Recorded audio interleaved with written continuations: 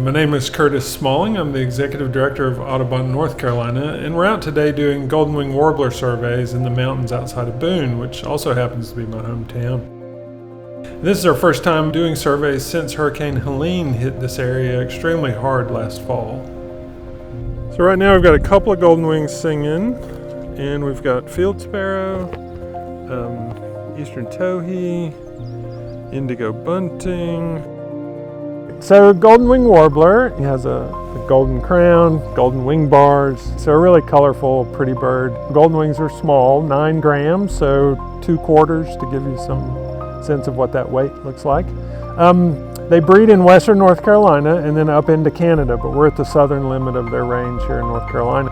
They depend on young regrowing forest, which is what we call early successional habitat, to nest and raise their young. And so a storm like Helene comes as 1,000-year storms that damaged 880,000 acres of forest in western North Carolina. That's more early successional habitat on the landscape than we've had for 50 years, half a century, right? Part of the challenge with golden-winged warbler conservation is, they're pretty rare, and so it becomes harder to detect a trend. They're widely scattered, they move around year to year, so really getting a handle on how are they doing? Are they doing better? Are they going to be doing better post-Helene because of all this new habitat?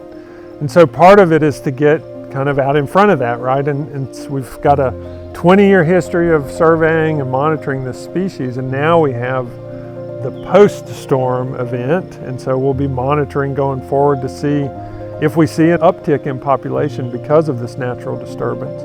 The storm happened right at the tail end of the peak of migration in the fall, and so to come back this spring, those first round of bird surveys along the New River, a lot of bridges were gone, a lot of land was scoured, a lot of shrub stuff was gone, a lot of debris still, but the birds are back.